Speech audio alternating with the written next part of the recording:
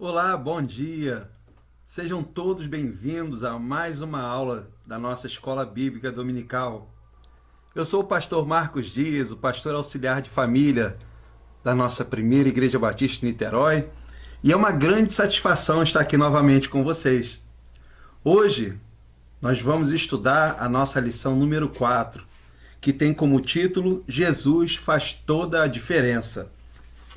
Nosso título, Jesus faz toda a diferença, precisa ser uma afirmação e não uma dúvida. Será que Jesus faz toda a diferença? Pelo menos na minha vida faz. E eu quero que também faça na sua vida. Então convide outras pessoas para assistir essa lição. Compartilhe essa lição, porque isso é muito importante para que outras pessoas também conheçam o Evangelho, não só o Evangelho de ler a palavra, mas de entender a palavra, porque é isso que faz com que as pessoas busquem o ensinamento, é quando eles refletem, quando eles entendem. E o nosso texto áureo, ele se encontra no Evangelho de Marcos. Nós vamos ler todo o Evangelho de Marcos, no capítulo 6, e nós vamos dividir essa lição em partes. São 7 partes. A primeira parte é no capítulo 6, do versículo do 1 ao 6, que tem como tema: quem é de Deus, ouve a palavra de Deus. Nosso segundo subtítulo é Instruções sobre a Missão, que vai desde o versículo 7 até o versículo 13. O terceiro subtema é a tentativa de silenciar a voz que clama, que vai dos versículos 14 ao versículo 20. O quarto subitem é pecado não se justifica, se confessa. Ou seja, o quarto subtema, o pecado não se justifica, se confessa. Tá? Vai do versículo 21 ao versículo 29. O quinto subtema é como milagres acontecem. Vai do versículo 30 ao versículo 44. O sexto subtema diz Jesus, a única esperança. Vai do versículo 45 ao versículo 56. O sétimo e último subtema vai falar basta um simples contato, que é do versículo 54 ao versículo 56. Então vamos estudar? Vamos lá então. Abra sua Bíblia no Evangelho de Marcos, no capítulo 6, e vamos aprender juntos. Convidem seus amigos, seus familiares e vamos aprender juntos sobre a palavra de Deus. Essa palavra que é viva, que transforma vidas. Então vamos lá. No primeiro subtema, vai falar quem é de Deus, ouve a palavra de Deus. E na nossa revista, a revista do aluno, lá na página 23, vai falar assim: Jesus volta para sua cidade, Nazaré, e ali é questionado e desacreditado por aqueles mais próximos. As pessoas ouviam suas pregações, viam seus milagres e não conseguiam entender como aquele carpinteiro que cresceu entre eles era tão cheio de sabedoria e poder para fazer maravilhas. Preste atenção agora nessa parte. O preconceito, a inveja e incredulidade de seus parentes e conterrâneos o deixaram desapontado, como diz lá no versículo 4. E o que diz esse versículo 4? Na minha Bíblia, que é a versão Almeida, revista e atualizada, diz assim: Jesus, porém, lhes disse: não há profeta sem honra, senão na sua terra, entre os seus parentes e na sua casa. Primeiro, eles duvidam de Jesus. E depois eles não honram Jesus. Quantas vezes acontece isso? Acontece isso. Às vezes você tem a oportunidade de crescer numa determinada situação, seja no meio social, no meio profissional, e alguém olha para você e fala assim: mas como aquela pessoa daquele lugar, daquela forma, conseguiu chegar até onde ele chegou? Aqui no caso de Jesus, mais do que nunca nós vemos o agir de Deus. Afinal de contas, no versículo 3, eles falam assim: não é este o carpinteiro, filho de Maria, irmão de Tiago, José, Judas e Simão? E não vive aqui entre nós suas irmãs? E escandalizavam-se nele. Afinal de contas, aquele homem que fazia milagres, que tinha uma sabedoria tão grande, não era um simples nazareno, um simples morador de Nazaré. Nazaré era visto como um lugar de pessoas desprezíveis. E vamos entender isso aqui. Quando as pessoas se referiam a Jesus como Nazareno, não era só uma forma de subjugar Jesus, uma forma pejorativa, né? Nazareno, ou seja, é aquele daquele lugar, mas também Nazareno é aquele que mora em Nazaré, é aquele que vem de Nazaré. Então é importante que a gente entenda isso. Vamos entender. Israel, né? Israel, na parte norte, na parte de cima de Israel, tem a Galileia, aonde fica Nazaré, uma área estritamente rural. Existia uma rota que vinha da Síria, Damasco, até o porto de Cesareia e que passava por Nazaré. Então Nazaré tinha muita influência da cultura e dos outros povos. Quem morava na parte sul de Israel, ali na Judéia, onde ficava Jerusalém, que era o grande centro acadêmico e urbano da época, eram os estudiosos, aqueles que sempre buscavam toda a parte acadêmica. Então esses tinham preconceito com o pessoal que morava em cima, na Judéia, aonde ficava Nazaré. Nazaré era uma vila, era muito pequena. E pessoas muito pobres e do campo. A principal atividade era rural. Então, por isso que o pessoal de Jerusalém, o pessoal da Judéia, falava assim, mas como pode vir alguma coisa boa de Nazaré? Às vezes nós quebramos a cara. O termo é esse mesmo. Nós olhamos para uma pessoa e julgamos o livro pela capa, como se fosse a capa do livro que revelasse o seu conteúdo. A capa, ele pode nos dizer como parece, mas só depois de nós conhecermos o conteúdo é que nós podemos avaliar. Então não seja, preconceituoso ao ponto de não querer conhecer algo simplesmente porque olhou e não sabe e tem medo daquela aparência. Vamos permitir que Jesus haja através de nós. Então cuidado, porque às vezes você olha uma pessoa que tem uma aparência diferente da sua e você fica com receio e você não quer chegar porque o seu preconceito, a sua forma de pensar ou de agir, os seus valores são diferentes daquela pessoa. E aí você deixa de apresentar Jesus para aquela pessoa simplesmente porque a aparência criou um bloqueio entre você e ela. Porque assim também foram com os sacerdotes, foram com todos os outros que não creram em Jesus. Eles olhavam para Jesus e não conseguiam crer como é que uma pessoa que veio de um lugar onde as pessoas não eram tão estudiosas e conhecedores da palavra, detinha tanta sabedoria e tanto conhecimento. Mas vamos continuar. A ação de graça de Deus está além da cognição e teologia humana. E, infelizmente, existem pessoas que sabem tudo sobre a Bíblia, mas nunca nasceram de novo. Aprendemos também que o parentesco sanguíneo não é critério para alguém ser de Deus. Lembra disso. Às vezes, nós olhamos para as pessoas, o filho do pastor, a filha da diaconisa, o filho do irmão que comanda a oração, que lidera a oração na igreja, e nós achamos que simplesmente por ele ser um filho, ser um irmão, ser uma esposa, ele também é da mesma forma. Não, meus irmãos, não é assim. Do mesmo jeito que a salvação é individual, Deus nos dá o livre-arbítrio de segui-lo ou não. É diferente, é muito diferente. Quando você tem a oportunidade de sair, mas prefere ficar, isso é liberdade. Liberdade não é eu me fechar dentro de uma sala, fechar pessoas dentro de uma sala, trancar a porta, trancar a janela e ficar com as chaves comigo. E falar assim, vocês não podem sair, mas vocês são livres para sair. Mas como alguém pode sair se estão trancados? Liberdade é você abrir as portas e falar, vocês são livres para ficar ou para sair. Quando nós aceitamos Jesus, é como se as portas estivessem abertas para o mundo, mas nós decidimos ficar. E sermos servos, sim, mas servos do Senhor. Viver a alegria que Deus reservou para cada um de nós. E não essa falsa alegria, esse falso prazer, que é momentâneo, mas que nos leva para o inferno, que o mundo nos dá.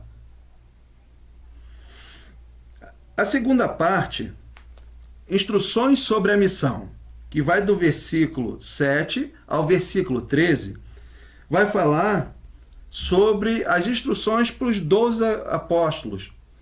Vai falar sobre a questão, né, de que os apóstolos eram enviados, como eles eram enviados, e a nossa revista vai falar o seguinte: nesse texto, os discípulos são chamados pela primeira vez de apóstolos, que quer dizer enviados. Então, se você não sabe, você já aprendeu agora que apóstolo quer dizer enviado. Jesus mostra a ação dos apóstolos, bem como da igreja, e deveriam reforçar a mensagem de que eles iriam proclamar. Então, vamos lá. Os discípulos são chamados pela primeira vez de apóstolos, não é isso? Então, a missão deveria ser seguir alguns aspectos. Primeiro, a missão deve ser relacional com Jesus. Ou seja, ali no versículo 7, quando vai falar sobre isso, chamou Jesus os 12 e passou a enviá-los de 2 a 2, dando-lhes autoridade sobre os espíritos imundos. É Jesus que dá autoridade. Você pode ir, você pode pregar o evangelho, mas se você não estiver com o coração, com a mente sensível à voz do Espírito Santo, essa autoridade não vai ser dada a você. Você não pode resolver do seu jeito, você não pode fazer da sua maneira, você precisa entender que Jesus está no controle de tudo.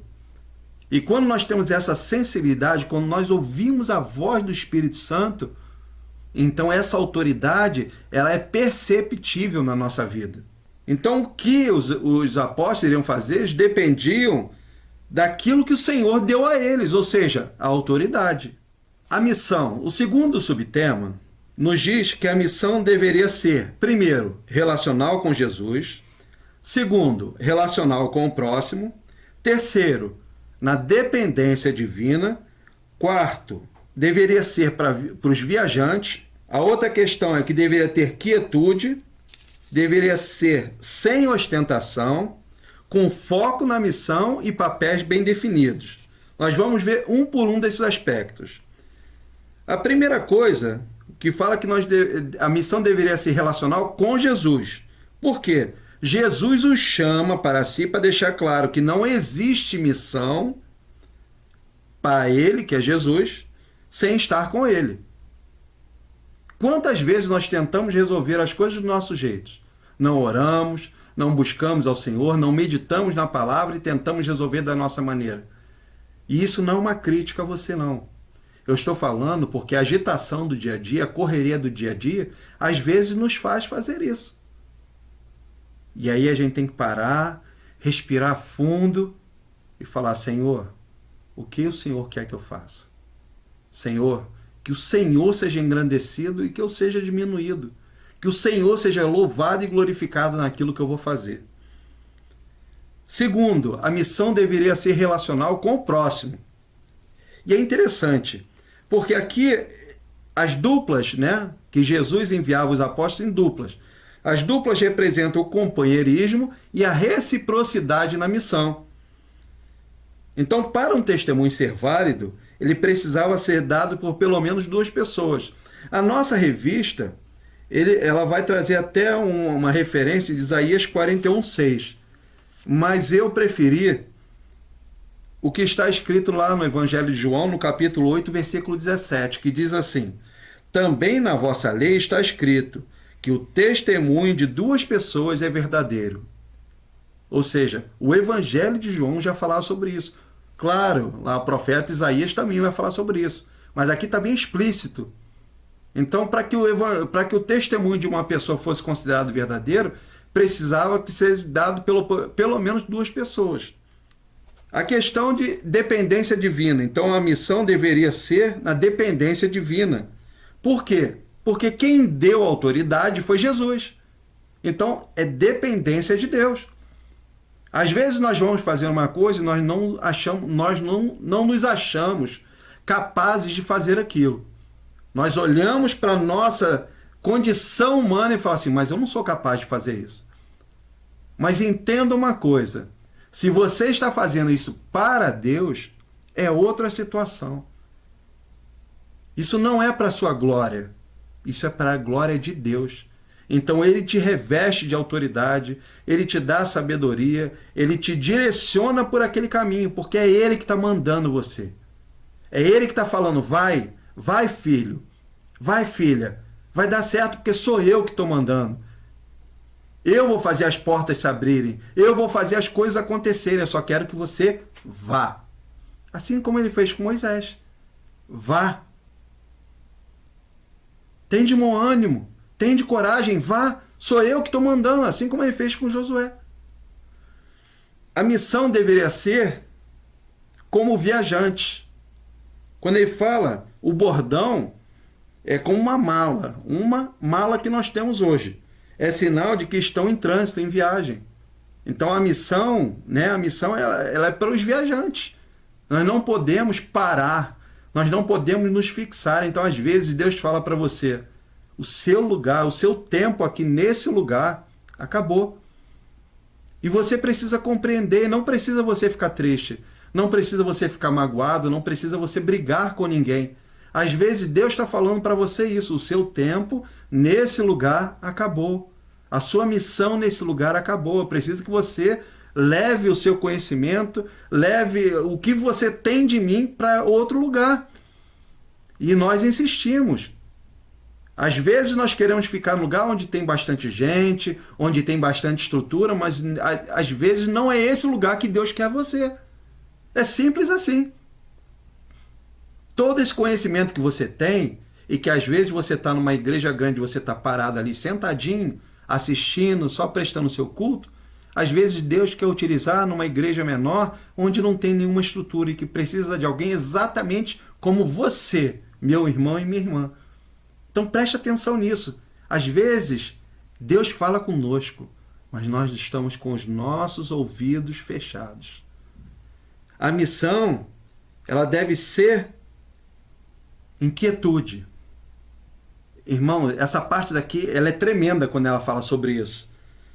Lá no versículo 8, quando ele fala sobre essa questão,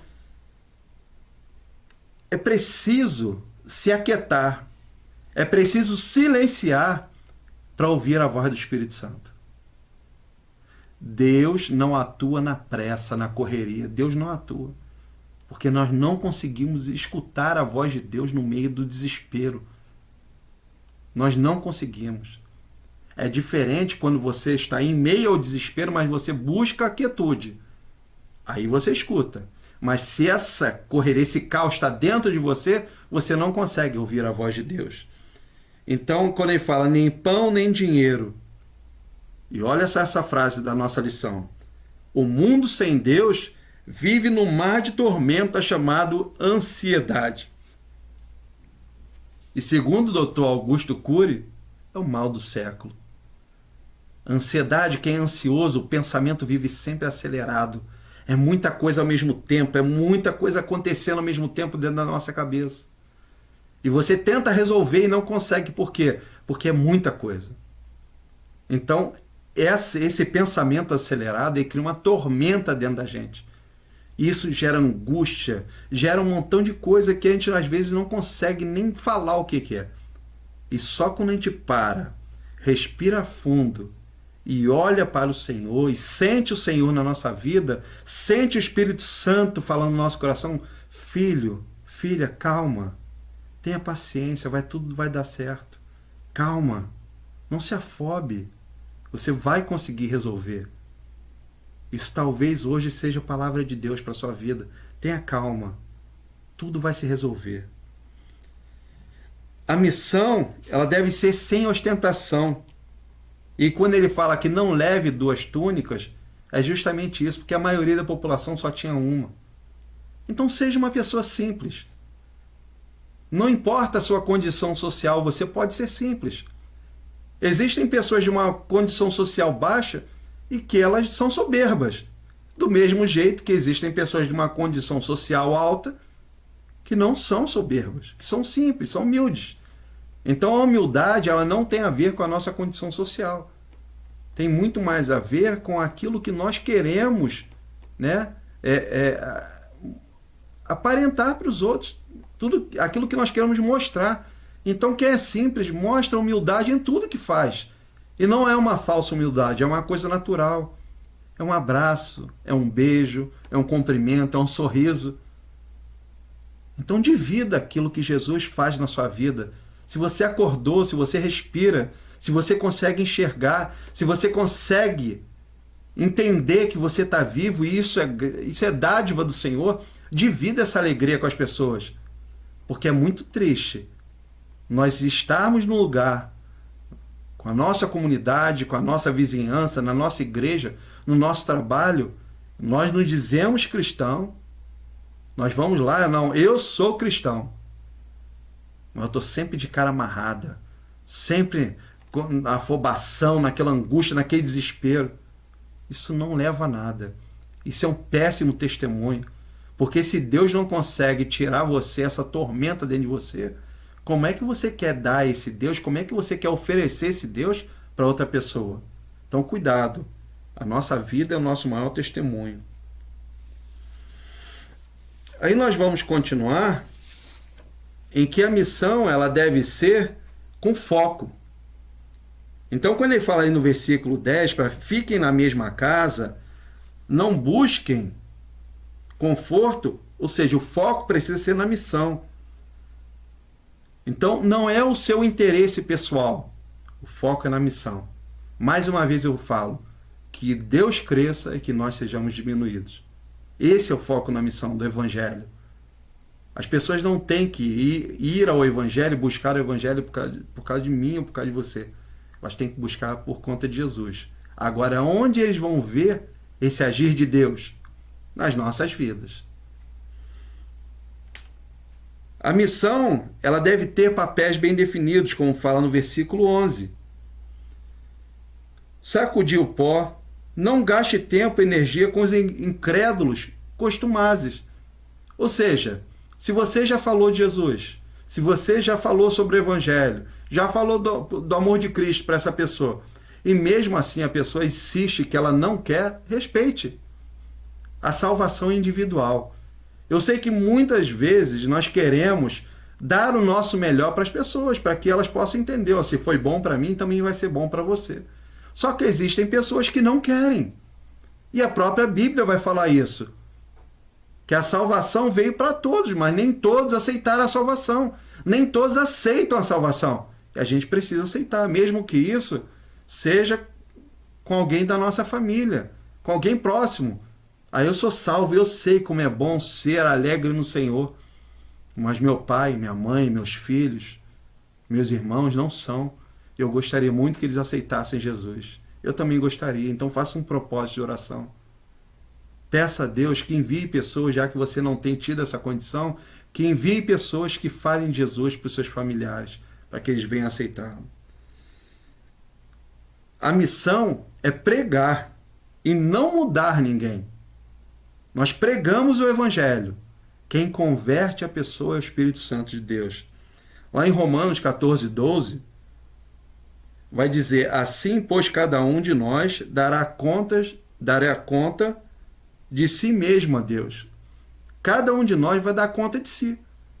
Eu não vou dar conta do outro, eu tenho a obrigação de falar do Evangelho, de pregar o Evangelho. Agora, a decisão de aceitar Jesus ou não é do outro. E cada um de nós vai dar conta de si, como está lá em Romanos 14, 12. A missão, ela deve pregar o arrependimento. Isso até hoje. Essa lição é muito atual justamente por conta disso, que a gente precisa entender quais são os aspectos que são fundamentais na missão dos discípulos, dos apóstolos e de nós cristãos ainda hoje. Então nós precisamos pregar o arrependimento. Nós precisamos dizer que Jesus é Senhor, é salvação. Ele é salvação, Ele traz a salvação, Ele é o Salvador. Agora, não podemos pregar um evangelho adocicado. Um evangelho que não confronta.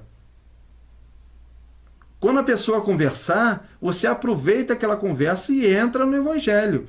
Mas o evangelho precisa ser algo que nos leva a refletir. Não é a humilhar o outro.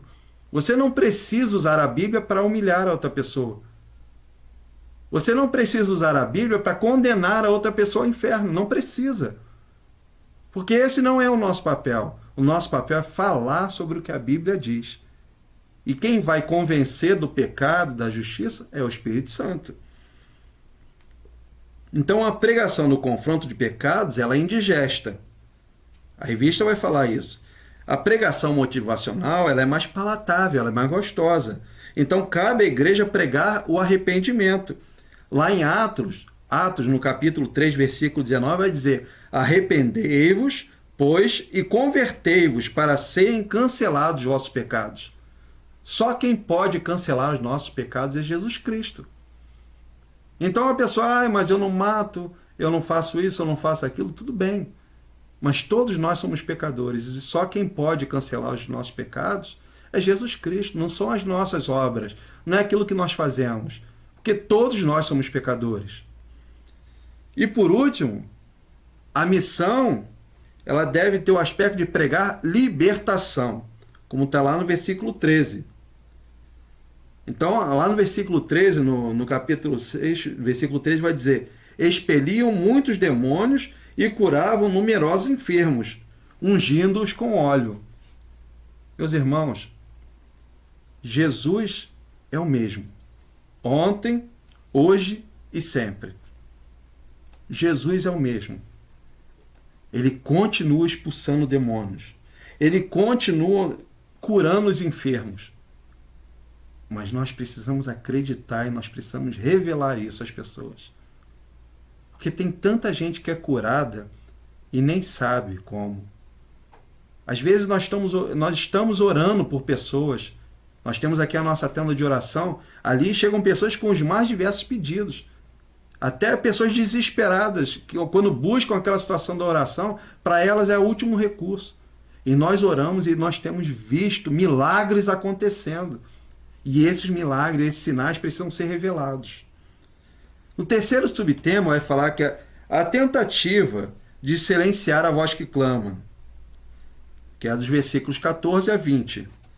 Herodes era uma figura patética, o rei Herodes. Seu título de rei era um embuste, um costume local. Ao ser confrontado, como está lá no versículo 19, decide não se arrepender e, em vez disso, prende e silencia a voz que clama no deserto, ou seja, João Batista. E aí vem, nesse subtema, tem essa frase aqui que é a mais importante. Ó. Assim agem muitos ao serem confrontados por seus pecados. Tentam inutilmente silenciar a voz que os chama ao arrependimento. E desta vez não é a de João, mas de Deus. Às vezes o Espírito Santo fala ao nosso coração e diante daquilo que nós estamos fazendo, nós achamos que é uma pessoa, é como se fosse uma pessoa falando. Não faça isso. Não haja dessa maneira. Eu estou muito triste porque você fez isso.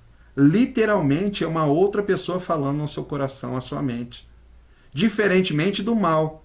O mal, ele age no meio do seu pensamento. Então você acha que é você que está pensando aquilo. Não tem mais jeito para mim. Não adianta eu tentar. É melhor acabar logo com isso. Então não é o pensamento de uma outra pessoa. O mal, ele faz assim, ele age no meio do nosso pensamento. O Espírito Santo não. É como se fosse uma pessoa ao nosso lado falando assim: eu estou triste com você. Eu quero que você faça diferente. Vai lá e visita aquele irmão. Vai lá e fala isso. Então é como se fosse uma outra pessoa. Esse é o papel do Espírito Santo. É ele que convence. Ele que converte. Então essa voz, ela não pode ser calada porque ela fala dentro de nós. No nosso coração, na nossa mente. Herodes morreu devido à sua vaidade, ao seu orgulho. Ele é um rei extremamente orgulhoso, vaidoso. Tentou ter para si a glória que era de Deus e pagou um alto preço, pagou com a sua própria vida. Como está lá no livro de Atos, no capítulo 12, nos versículos 22 e 23, que diz assim, ó: e o povo clamava: é voz de um Deus e não de homem. No mesmo instante, um anjo do Senhor o feriu. Feriu a quem? A Herodes. Por ele não haver dado glória a Deus. E comido de vermes, expirou, morreu. Então, Herodes, com a sua vaidade, tentou tomar para si a glória que era só de Deus. Um anjo do Senhor veio e feriu ele. E ele morreu ali, comido de vermes. O que fazemos com a permissão de Deus, se Herodes foi rei, foi por permissão de Deus. O que fazemos com a permissão de Deus é para a glória de Deus. O que você faz e que você tem tido sucesso para Deus, para a glória dele, não é para a sua nem é para mim. Então, em tudo eu falo, todas as vezes que eu vou pregar, que eu vou preparar uma aula, eu falo, Senhor, que o Senhor seja engrandecido, que o Senhor seja louvado e glorificado, e que eu seja diminuído, porque é tudo para Ele. É tudo para Ele. Entregue tudo para Deus, e você vai ver como sua vida vai ser diferente. Como o peso, o fardo vai ser menor. Por quê? Porque é para Ele, é dele, é tudo para a glória dele. O quarto subtema vai falar, pecado não se justifica, se confessa, que vai dos versículos 21 ao 29. Então, ouvir a voz de Deus é apenas o começo para quem quer experimentar mudanças em sua vida. Em vez de justificar-se, de resistir, de dar outros nomes ao pecado, deve-se simplesmente confessar e se arrepender. Isso é muito sério. Isso é muito sério. Você errou com alguém? Você pecou? Não tenta se justificar. Ah, mas eu pequei porque o outro fez isso. Eu fiz assim porque o outro fez assado. Né? Eu estou triste porque você me deixou triste. Não. Assuma a sua responsabilidade. O outro pode até ter feito alguma coisa com você. Mas a maneira como você e eu reagimos àquela situação é responsabilidade nossa. Se o outro olha para mim e fala assim, você é feio, tudo vai depender de como eu me acho, como eu reajo a isso. Se eu me achar feio, eu vou ficar indignado, eu vou ficar triste ou eu vou aceitar. Ou eu posso mudar essa situação. Ah, eu sou um feio bonitinho. Se é que existe isso. Mas, meus irmãos, a gente precisa levar a coisa com humor, a gente precisa levar a coisa com alegria. Porque se todo mundo que de alguma forma falar alguma coisa que entristecer a gente vai ver sempre triste. Então vamos parar com isso. Então pecado, o erro, ele não se justifica, ele se confessa. Errei, peço perdão. Você pode me perdoar?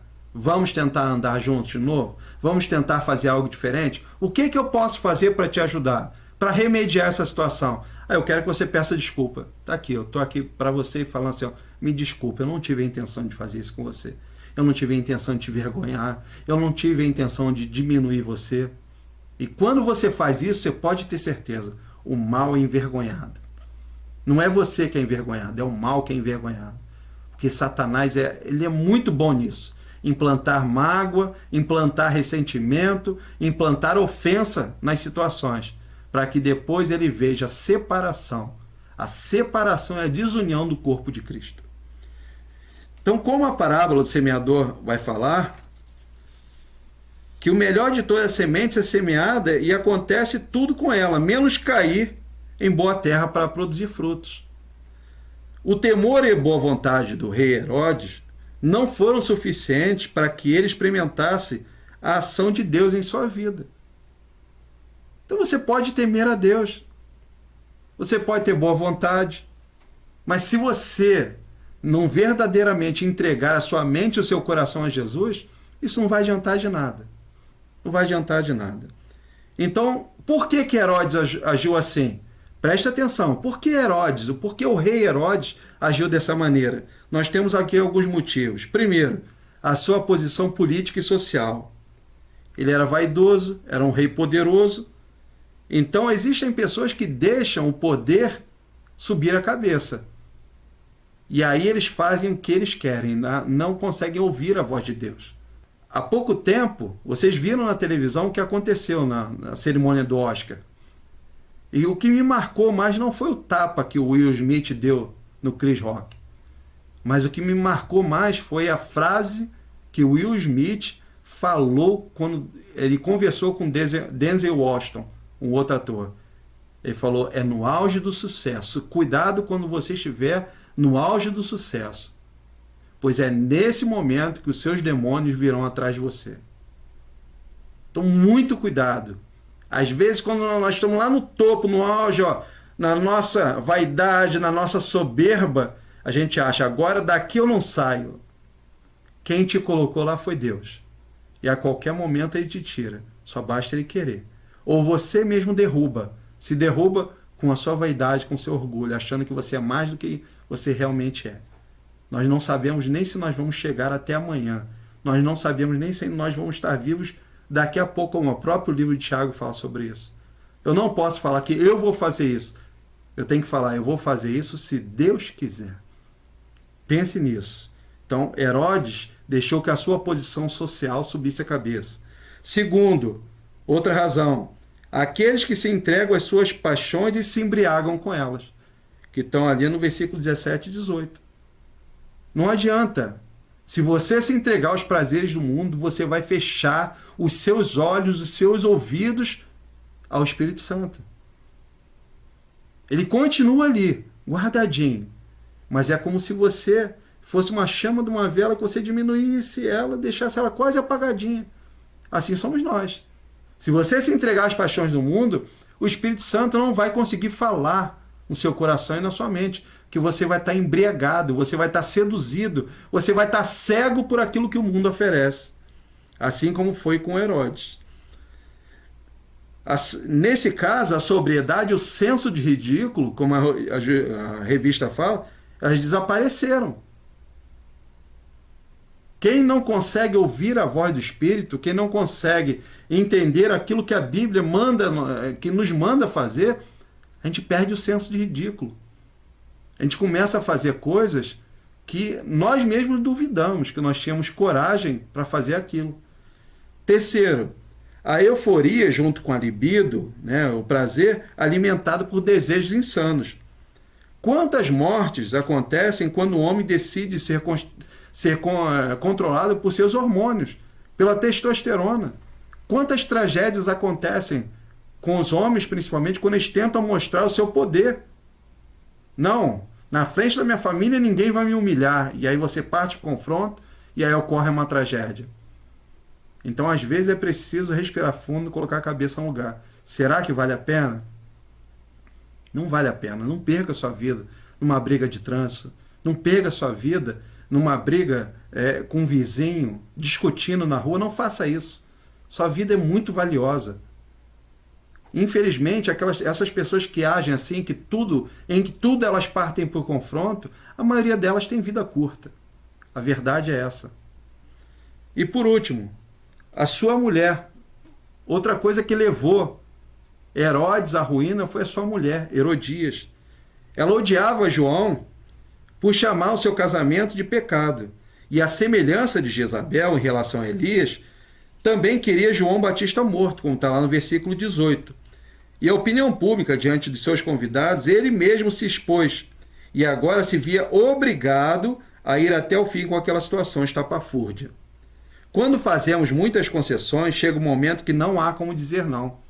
Movido por aquele sentimento, por aquela empolgação, Herodes fala para a filha de Herodias: peça o que quiser e eu te dou. Ela falou: eu quero a cabeça de João Batista. E apesar de Herodes ter medo, porque sabia que João Batista era santo, ele precisou ir até o final, porque ele deu essa deixa para a filha de Herodias. E aí ele teve que matar e decapitar João Batista. Então, às vezes, na nossa vida, a gente peca por isso. Na empolgação, na inflamação da situação, a gente oferece aquilo que a gente não pode dar. A gente assume compromissos que a gente não pode cumprir. Então, calma. Nunca dê aquela resposta de bate-pronto. É alguma coisa muito importante na sua vida? Eu vou pensar e eu volto a entrar em contato com você. Não dê essa resposta na hora, porque às vezes você vai pagar um preço muito alto por ter tomado uma atitude na emoção. No subtema 5 vai dizer como milagres acontecem, que vai do versículo 30 ao 44. Um dos maiores inimigos da vida é a falta de esperança em meio às crises. Nos momentos difíceis, realmente precisamos crer para experimentarmos milagres. Jesus olha para a multidão e sente compaixão e ordena aos seus que a socorram. Está lá no versículo 34, que diz assim: ao desembarcar, viu Jesus uma grande multidão e compadeceu-se deles, porque eram como ovelhas que não têm pastor, e passou a ensinar-lhes muitas coisas. Irmãos, prestem atenção numa coisa. A gente está sempre prestando atenção só nos milagres, nas curas de Jesus. Vocês perceberam o final desse versículo? E passou a ensinar-lhes muitas coisas.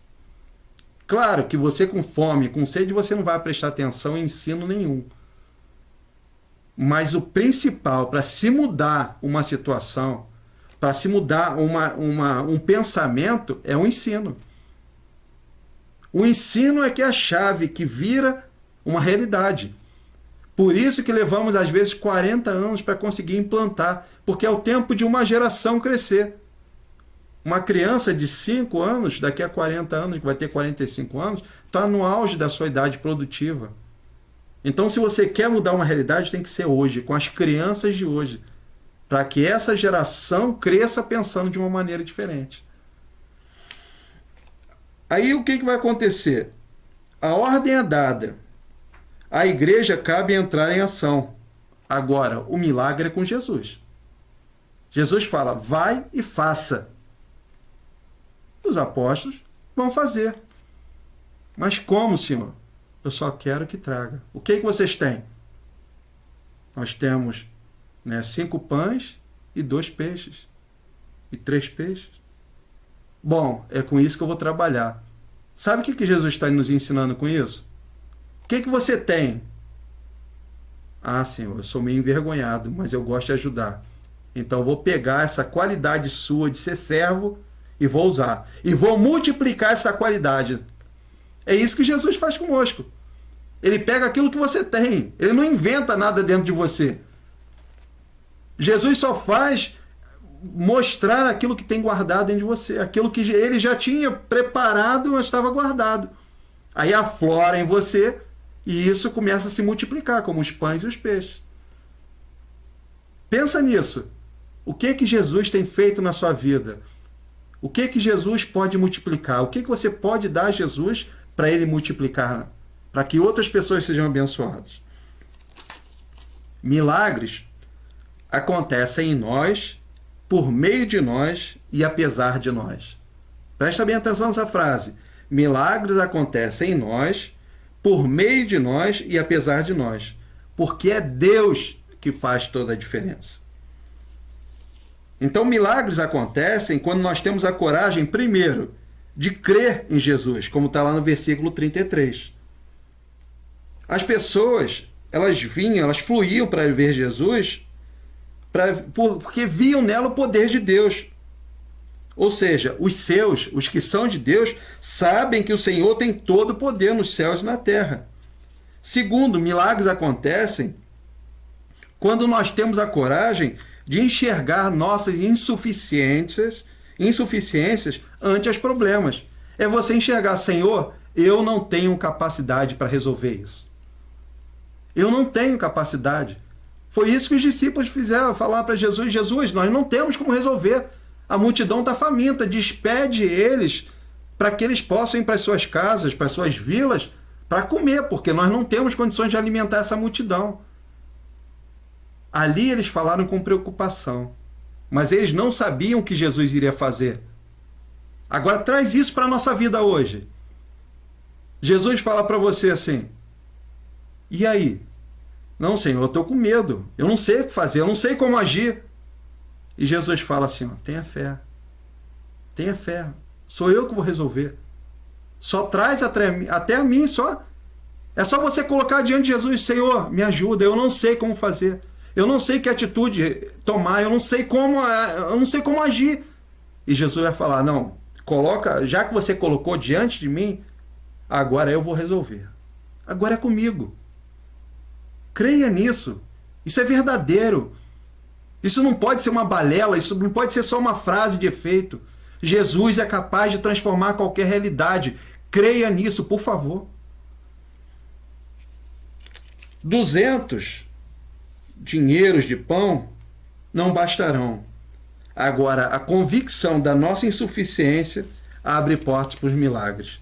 Quando nós admitimos diante de Deus, Senhor, eu não sou capaz. Meus irmãos, quantas e quantas vezes eu falei essa frase para Jesus?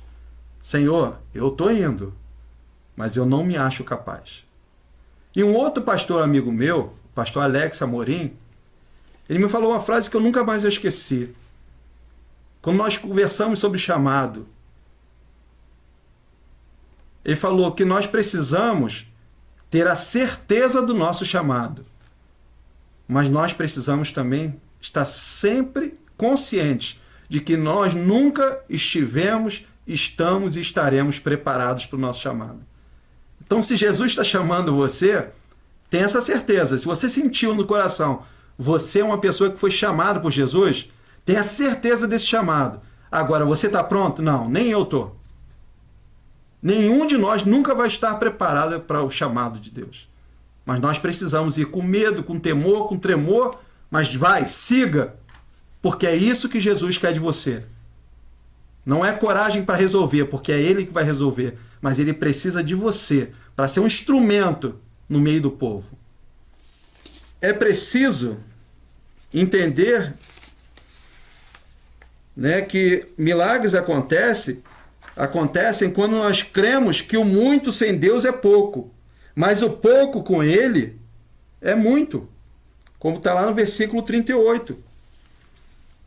Se nós tivermos essa consciência, tudo muda. Né? Quando ele fala aqui no versículo 38, e ele lhes disse, quantos pães tendes? E de ver. E sabendo eles responderam, 5 pães e 2 peixes. Para Jesus era mais do que suficiente. Porque Jesus ele não está preocupado com a quantidade. Ele faz multiplicar. Ele faz o milagre acontecer. São apenas 5 pães e 2 peixinhos. Mas para 5.000 pessoas, razão humana nenhuma ia acreditar nisso. Mas nós não devemos esquecer. Jesus é o próprio Deus encarnado. E Deus fez tudo existir a partir do nada. Então, meus irmãos, isso nunca foi impossível para Jesus. Ele era especialista em transformar, em criar, em multiplicar, porque assim foi desde o início do mundo, lá no Gênesis. Milagres acontecem porque nós temos coragem de entregar tudo ao Senhor, como está lá no versículo 41. Quando os pães e os peixinhos foram entregues em suas mãos, o milagre aconteceu. Entregue nas mãos do Senhor.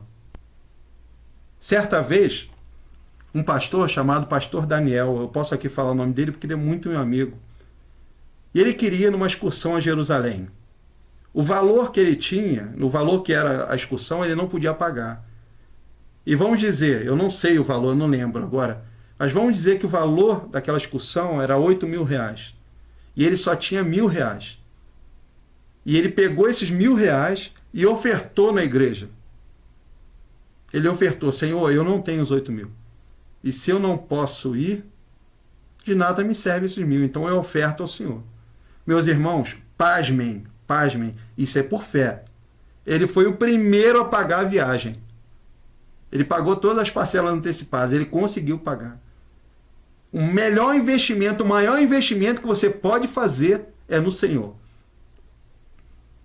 Nunca faça a conta certa. Nunca faça a conta certa, não faça isso. Porque Deus sempre te sustentou, Deus sempre te deu. Ah, meu dízimo é 217. Não, seu dízimo é 300. Sabe por quê, irmão? Foi Ele que te deu. O que você tem, o que você ganha, o que você é, tudo foi Deus que deu. Então, dê de coração, dê de bom grado, porque Ele multiplica. Ele é esse Deus que multiplica pães, peixes. Ele multiplica o dinheiro, Ele multiplica sim. Porque Ele também é o Deus do ouro e da prata. Ele é o Deus da nossa salvação. Agora, é preciso que você confie nisso, que você tenha fé. Porque se você não crê, esquece. Nem dá. Nem dá. Se você não crê, porque aquele que enterrar o seu talento, até esse talento que ele enterrar, ele vai perder. Assim somos nós na nossa vida com Cristo. É preciso ter coragem para se aquietar em meio às crises, como fala no versículo 39. Jesus manda que todos sentem em grupos sobre a relva verde. Meus irmãos, na nossa agitação, na nossa correria do dia a dia, Jesus fala assim: senta sobre a relva verde. Acalma. Para. Se aquieta. Para quem é ansioso, isso daí é a mesma coisa que agarrar no pescoço da gente.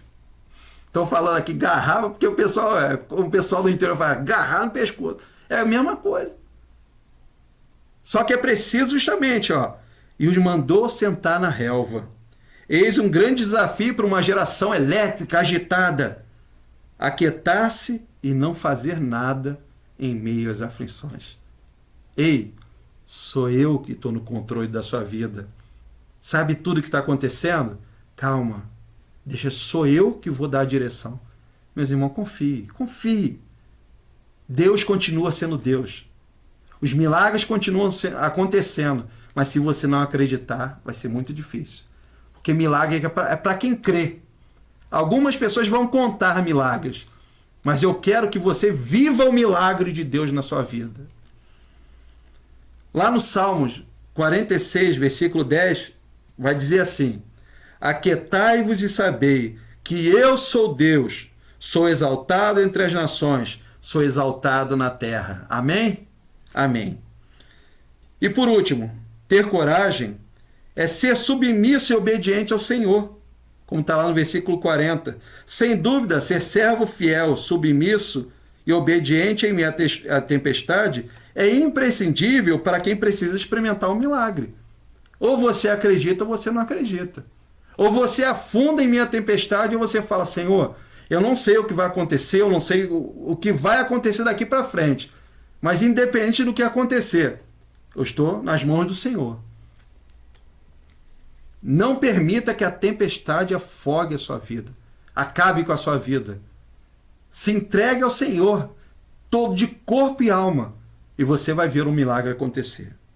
No sexto subtema vai falar que Jesus é a única esperança, está lá dos versículos 45 ao 46. Então, dessa vez os discípulos enfrentam mais uma tempestade no mar da Galileia. E dessa vez, Jesus não estava com ele no barco, mas ele se aproxima deles em plena tempestade e os livra. Irmãos, eu estive estudando um pouquinho sobre essa tempestade. Porque ali o mar da Galileia, ela não tem essa questão do mar em si, como se fosse o oceano. Mas existem umas tempestades sazonais que acontecem ali em alguns momentos do mês e alguns momentos do ano, que é do nada. Não é uma coisa assim, não, começou um ventinho fraco e depois se transformou. Não, o vento já vem forte e transforma numa tempestade. Provavelmente foi o que aconteceu ali naquele momento, no Mar da Galileia. E é interessante justamente isso.